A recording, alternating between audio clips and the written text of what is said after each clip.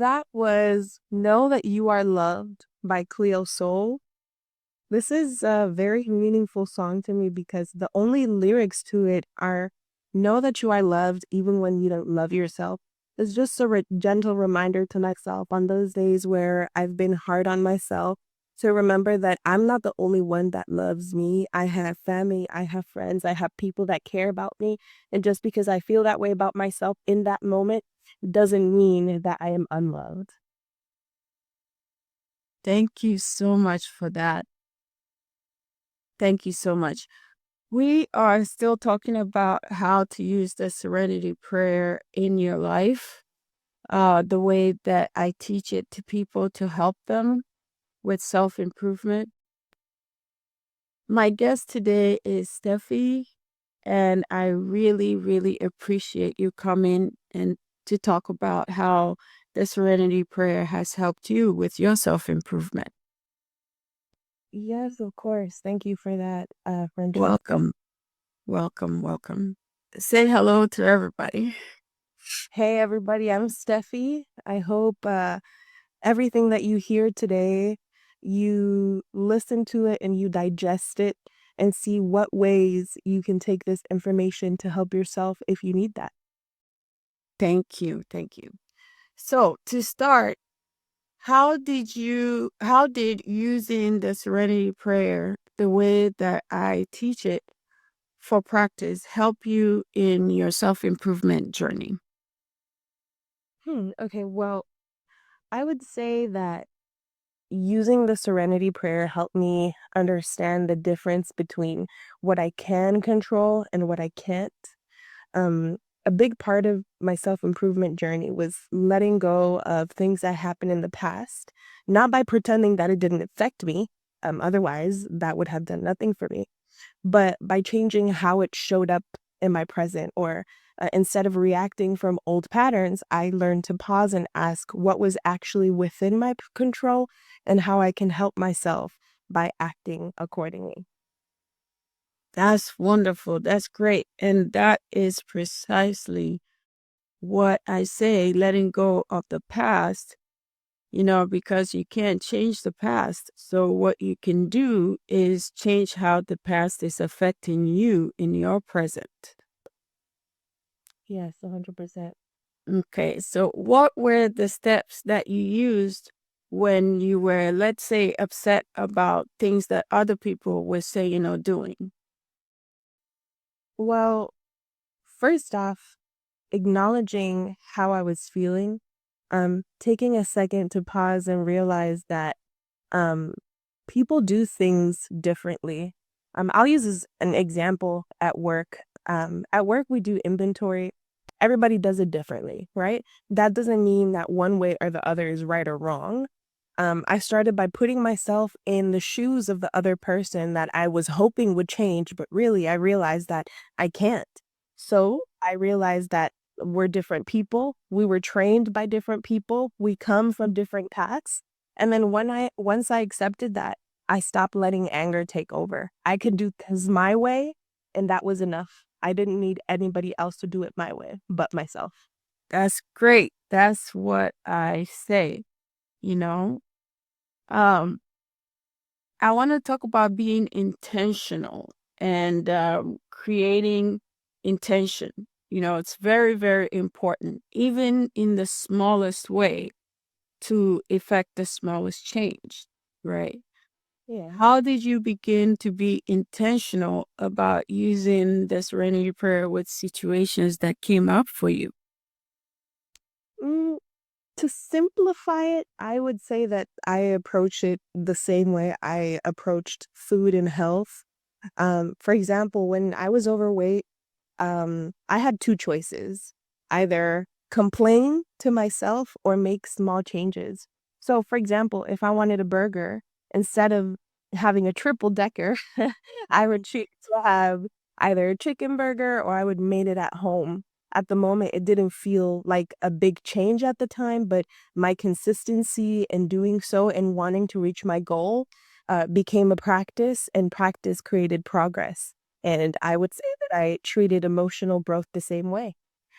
That is wonderful. Practice makes progress, not practice makes perfect, right? Yes, 100%. No such thing as perfection in this world. Absolutely. We forget. We forget. It is also important to set small goals to achieve, then increase towards those big goals that you want to make, towards the changes so that those changes feel natural and become permanent, right? When did you begin to notice the changes in your self improvement journey? That's a very good question. When did I begin to notice changes? Okay. I could say that I noticed changes when my reactions didn't feel as big. They felt quieter.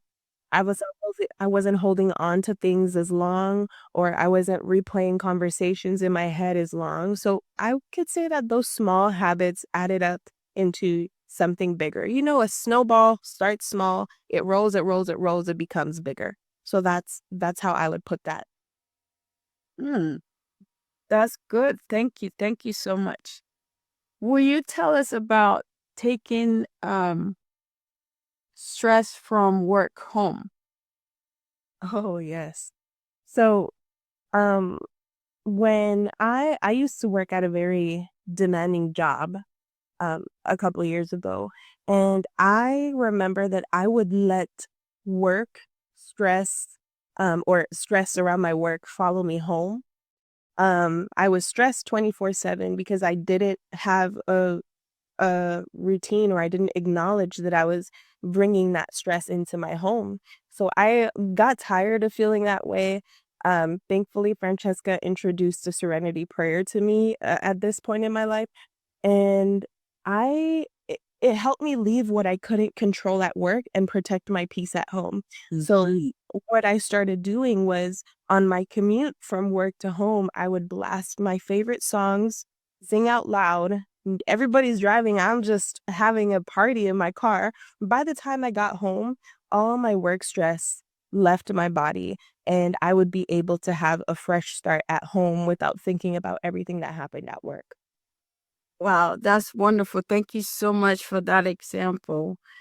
Managing anxiety, managing stress or anger and sadness, it's something that we can start. And it can start with the way that you use the serenity prayer in moments that you feel these feelings. Please say how you use the serenity prayer to change how you communicated with people when you felt angry or when they said or did things that you didn't like. Okay. So I am gonna use an example. Okay. Um, let's say, okay, actually, I would say that the feeling isn't the problem. Let's say in the situation that I was feeling angry with, for example, my mom, because she wouldn't communicate the way I wanted to. Anger wasn't the problem. It was information. It was information for me to understand that I didn't appreciate how, uh, her communication was. That doesn't mean that I would be able to change it, because ultimately that's not in my hands. The most that I could do in that situation to help myself was communicate to her and let her know, "Hey, um, I don't appreciate how you came across, asking me to do X, Y, and Z. So please keep that in mind in future reference." But I was at peace that I communicated my part. And from then on, it was my mom's decision to either take the information that I gave her and act upon it, or not. Okay.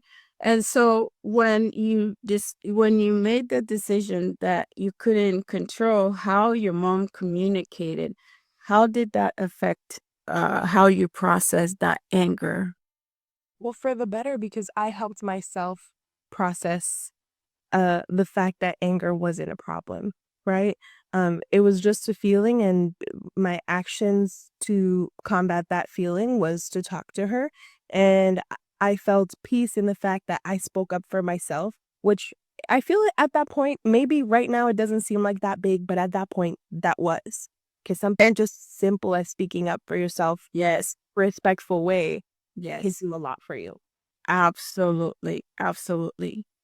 Small changes lead to big changes, not reacting, but responding, communicating to what you felt. Yes. Absolutely. Let's say that you are speaking to someone who is having a hard time managing their anger. How would you show them the ways that they can see and use the strategy of the Serenity Prayer in reaching their anger management goal? Hmm. I would encourage them to take a second and ask what part of the situation is one, making them feel that way, and two, realizing if it's actually within their control or if it's not. I think that's step one and two. After you realize what is in your control, then you take a small step to your comfortability or to your peace and keep practicing and keep practicing and keep practicing because like we said earlier, practice makes progress. And as long as you do those first two steps and try your best to act upon them, Mhm. it'll get you somewhere at least. Good, good, good. That is great, great suggestions. Thank you so much. Is there anything that you want to tell my guests, my listeners, about using the Serenity Prayer and how um, they can also do that? Yeah, I would say focus in one area of improvement at a time. Don't overwhelm yourself with wanting to change so much because it's not possible. There's only so much energy we can give. So, small changes do lead to big ones. Even choosing one pause, one breath, or one different response can make a difference over time. If one time you do it, the next time you don't, it's okay. The third time you're gonna try again because let's say, for example, if you're doing laundry and you drop a sock, you don't just drop your whole laundry on the floor and make it dirty again. You pick up the sock and you put it in your dirty pile, but you keep the rest of your laundry clean. Right, right. That's good. Thank you so much for agreeing to come and share how the Serenity Prayer has helped you in your self improvement journey. Oh, Thank you so much. thank you for having me, Francesca. Okay.